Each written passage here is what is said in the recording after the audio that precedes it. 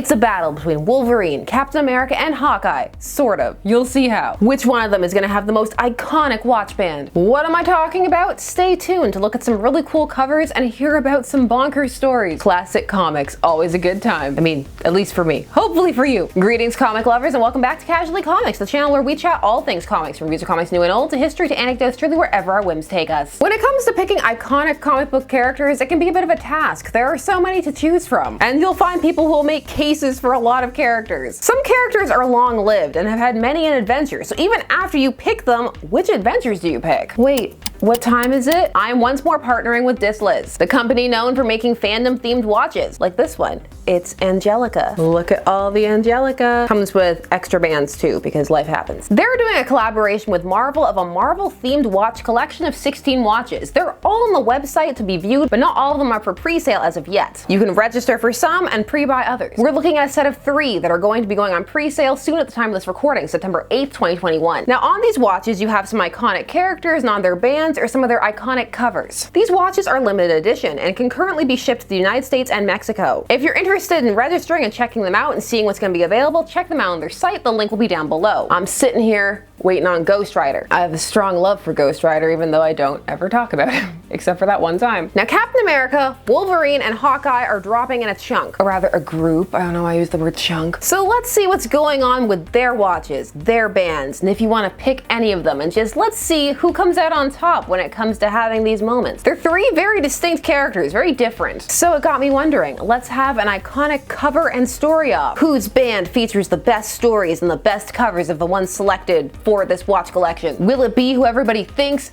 Is it gonna be Hawkeye? I feel like Hawkeye's the underdog. Side note, you have no idea how many times I wrote Hawkman while I was scripting this. The Hawkman video wants to fly free. So each band has 3 covers on it, a collection of 3 different covers. Get ready for overviews, quotes, voices, a lot's gonna happen. I'm Sasha. Do the YouTube things. Like and subscribe. Join me on this comic book journey. We do all of the things. Just go wherever our whims take us. Whim City. We're gonna go in the order they're presented on the site, which means first up, Wolverine. Created by Roy Thomas, Len Wein, and John Romita Sr., Wolverine, aka some would argue the most popular X-Man, or at least the one able to maintain his own series, debuted back in 1974 in The Incredible Hulk 180. Though that was just a brief appearance, a cameo at the end. Bask in his original costume. Lament the loss of his whiskers. He would first fully appear in issue 181, where he would do battle with the Hulk and Wendigo. This battle would end in a stalemate, essentially, since both the Hulk and Wolverine would get knocked out. However, this would grow to be a moment that people would become attached to, just the idea of this fight. Who would win? The fact that nobody definitively won, it stuck with people, especially as Wolverine became more and more popular of a character. So you would start to see this fight slowly but surely come up again and again. So accordingly, one of our covers is when it first came up again, Incredible Hulk 340. With a well-known cover by Todd McFarlane and Bob Wiacek. It's snarling Wolverine with the Hulk reflected in his extended claws. It's pretty cool. Apropos of nothing, Havoc's helmet is extra huge this issue. The X-Men and the Hulk end up coming into conflict when, while out searching for their missing leader, Storm, one of the Hulk's leaps ends up accidentally taking out a commercial airplane. Cliff notes,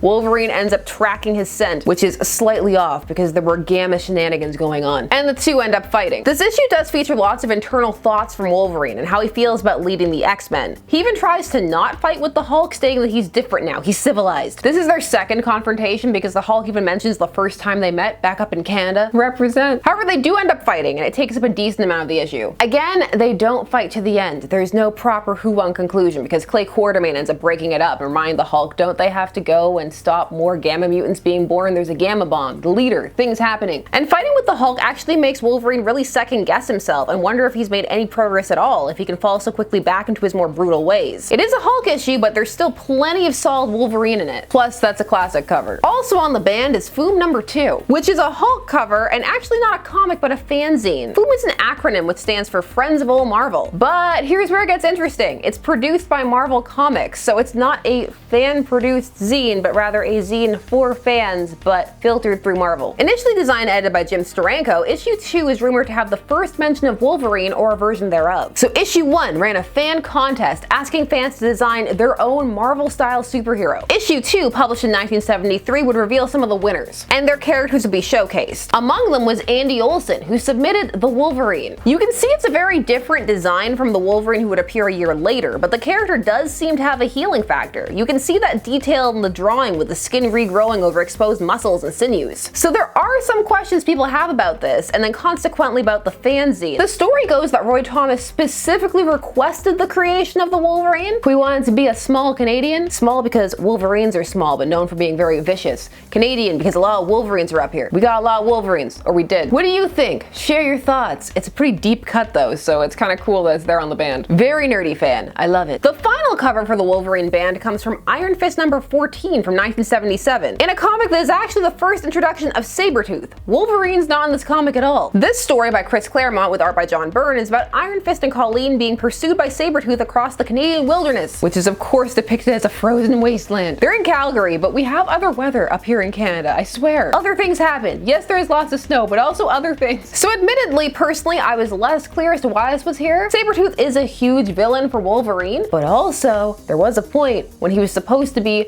Wolverine's father. That was initially the arc that Claremont wanted. Do I have a quote for that? Of course I have a quote for that. Claremont stated, "Father and son, that's why Sabretooth always considered Logan sloppy seconds to his original real deal. The other critical element in my presentation of their relationship was that in their whole life, Logan has never defeated Sabretooth in a knockdown, drag-out, kill-or-be-killed berserker fight. By the same token, on every one of his birthdays, Sabretooth has always managed to find him no matter where Logan was or what he was doing and come within an inch of killing him for no other reason than to remind him that he could." John Byrne was also on board with this idea, but subsequent writers would not be, and they'd steer clear of it, and eventually in canon there'd be a DNA test to prove that they weren't related. So those were Wolverines. What about Hawkeye? Our first Hawkeye cover is Tales of Suspense number 57, the first appearance of Hawkeye, appropriately enough. It's written by Stan Lee with art by Don Heck. This is mentioned as Hawkeye's origin and also the start of his relationship with the Black Widow, Natasha Romanoff, pre-red hair. I'll make myself a costume that no one will ever be able to forget. Mission accomplished. I will never forget the giant H on his head, ever. So let Iron Man and every costume adventurer look to his laurels, for Hawkeye is about to make them all look sick. I love that he's accidentally hip in different decades because he used the word sick. Hawkeye's first appearance, wherein he debuts as a villain, is a solid one. They detail quite clearly what he can do. He meets up with an established Iron Man villain, Black Widow, and the two team up to take on Iron Man. Well, I'm being attacked with arrows. I mean, in this era, everybody was just attacking Iron Man with everything. I'm still not over the attack crows that the Scarecrow used. Hawkeye proves to be a threat, as he both is an excellent marksman and he uses a corrosive material on his arrows, so actually damages the suit. He almost succeeds in stopping Iron Man with his special demolition bullet, but it ricochets and hits Natasha, so he has to flee with her because it's true love until it isn't. The next issue is not from the Avengers or Cap's kooky quartet, but a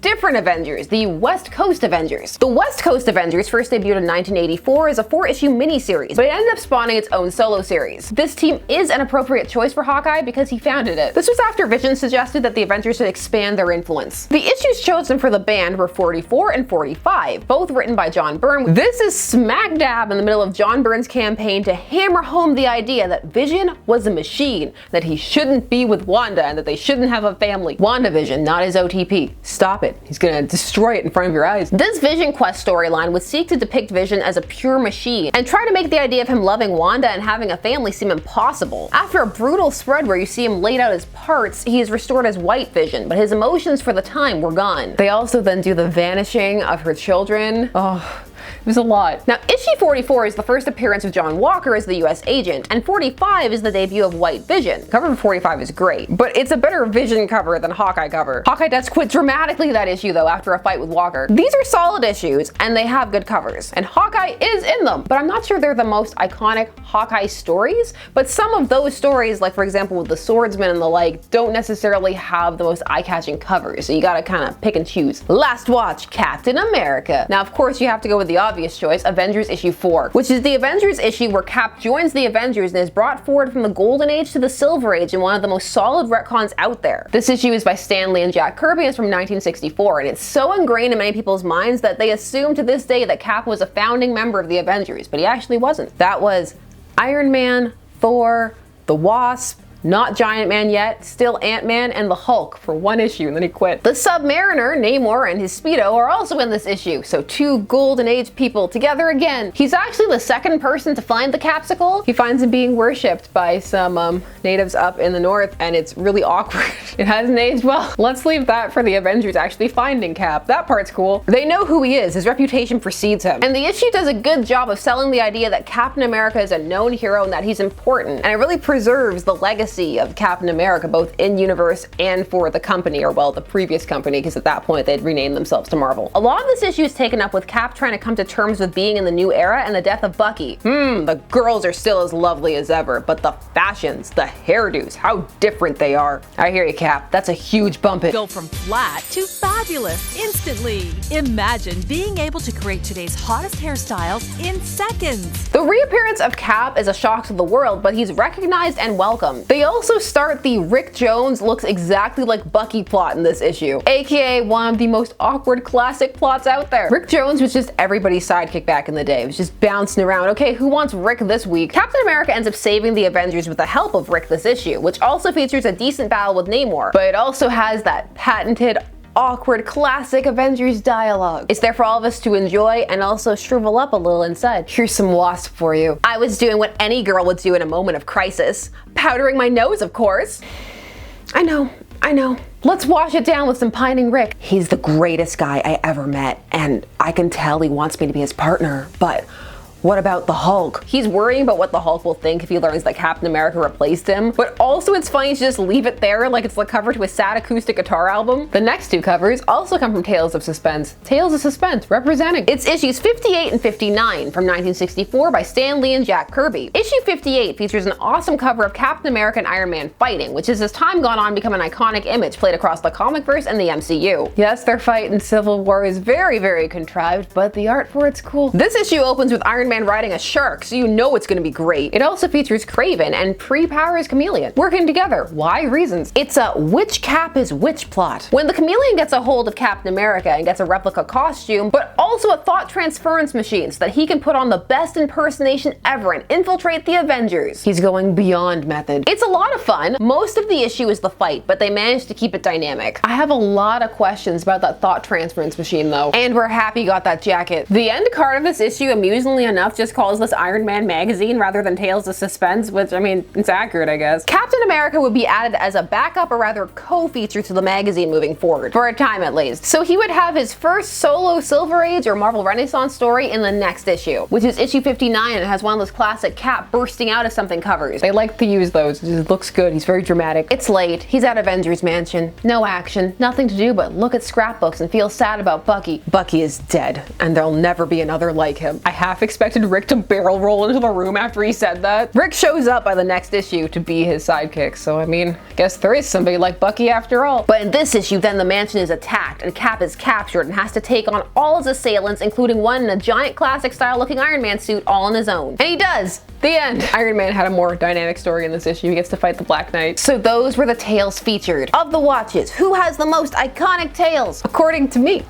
And who has the most iconic covers? Are they one and the same? Personally, I think Cap comes out on top if you're going for the combo of iconic stories and covers. But there are lots of Cap stories to choose from, so it's hard to narrow it down. So he definitely probably would have had a plethora of choice. Option paralysis. The amount of people who want to see Cap Wolf on a watch band is probably pretty small. It may just be me. Entirely based on personal bias, the Wolverine band had my favorite cover on it. I've mentioned it before. It's the Incredible Hulk 340. Hawkeye's band issues had some strong stories inside of them, but the covers themselves, while good, aren't necessarily like the most Hawkeye focused out there, but he looks good on the whole thing, but you know. But those are just my opinions. Which of these are your favorites? What are just some of your favorite covers for these characters? And which watch did you think had the best ones? Share your favorite tales down below. Also, please highlight some of the most awkward Captain America and Rick Jones issues. It's so awkward. Also, let me know if you want me to elaborate on any of these single issues, because I'll do it. Check out Disliz if you're interested in registering or pre-ordering. Again, the link is down below. And while you're down there, please do all the YouTube things. Like, share, comment, subscribe, and hit the bell notification so that you never miss a vid.